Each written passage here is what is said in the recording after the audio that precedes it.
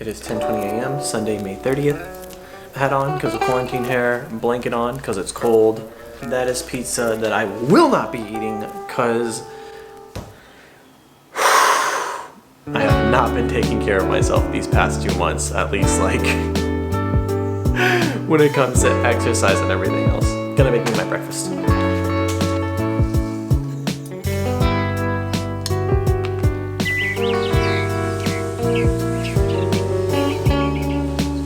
Life wasn't always like this.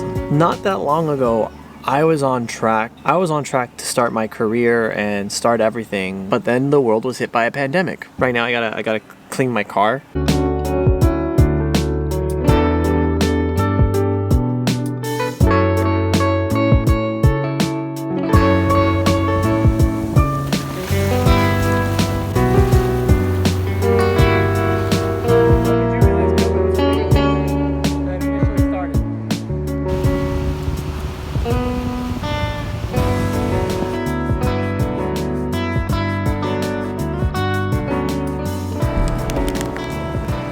She loaded us this time better.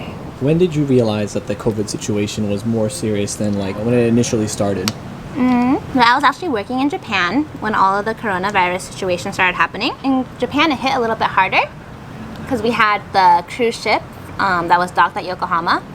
So there's a lot of news going around it, and I was all alone in Japan. Hand sanitizer, all before all of the stuff started flying off the shelf. And we actually shut down our project before the rest of the US and our US firm put in the stay-at-home order, so all of our resources went home. So I think that's when it, hit me that it was a little bit serious. So when your company said you cannot go back to Japan before the travel ban was even put in place is when you realized? Yes. Crazy, no? The day I realized that COVID was a serious thing was the day a lot of people realized it was a serious thing, and that is March 15th. And that is because school shut down and it affected me directly. On March 15th, the school I was doing my clinical practice at shut down. Because of the shutdown, I was unable to finish one of the California state tests, and that is Cal TPA Cycle 2. In order to complete Cal TPA Cycle 2, you need to have 3 consistent students. I currently do not really have students to teach. During this distant learning, every school approaches it differently. My school has taken the approach of printing out content packets, and then students complete those content packets within the next 2 to 3 weeks and have them turned in. My teacher hosts online office hours, and in those office hours, out of all of her 70 students, typically 6 show up. Out of those 6, maybe 2 stay afterwards to get one-on-one tutoring, but typically it's only 1 student who stays afterwards. So because of that, at the end of this semester, I will not be getting my credential. So I just, here, let me actually do this.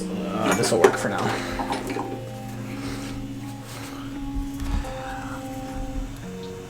I'm not joking. As I'm you could hear my computer exporting the video.